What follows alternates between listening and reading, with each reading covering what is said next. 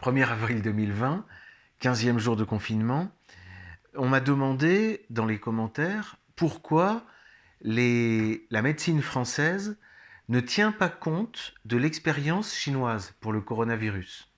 Les Chinois, depuis janvier, même depuis décembre, ont fait des rapports publiés, rendus publics sur toutes les observations, les expériences médicales, etc. Alors, pourquoi cette expérience n'est pas prise en compte par les Français? Alors, je vais vous expliquer.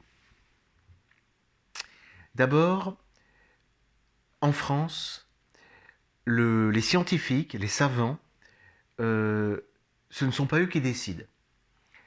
La science est sous la domination de la bureaucratie, c'est-à-dire des comptables, des administrateurs, des technocrates. Technocrates, bureaucrates, ce sont vraiment les termes clés. Par exemple, il y a un médecin libre qui a son propre hôpital, son institution, et lui, il a dit qu'il fallait écouter les Chinois, que les Chinois étaient les meilleurs virologues au monde, et que c'était débile, c'était bête de ne pas les écouter. On m'a demandé le conseil que je donnais aux Chinois et ce que j'attendais des Chinois, que je considère comme les meilleures équipes de virologie au monde.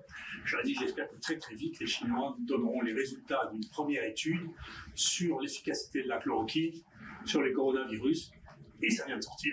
Donc c'est efficace sur les coronavirus avec 500 mg de chloroquine par jour pendant 10 jours. Il y a une amélioration spectaculaire et c'est recommandé pour tous les cas cliniquement positifs d'infection à coronavirus chinois. Mais il est tout seul. Dans tous les autres hôpitaux en France, il y a le contrôle de l'administration à laquelle il faut obéir. Bon. Et cette administration, je crois pouvoir dire qu'elle a une mentalité, peut-être on pourrait dire bêtement impérialiste, raciste même un peu. C'est-à-dire que tout ce qui n'est pas français n'existe pas. Il faut recommencer les expériences à zéro. On ne peut pas faire confiance à l'étranger, et surtout pas à la Chine. Voilà. Donc c'est comme ça que la France perd du temps. Elle perd du temps et elle perd des vies. Et elle perd de l'énergie et elle est en train de faire chuter son économie. Voilà le drame français. Je vous remercie.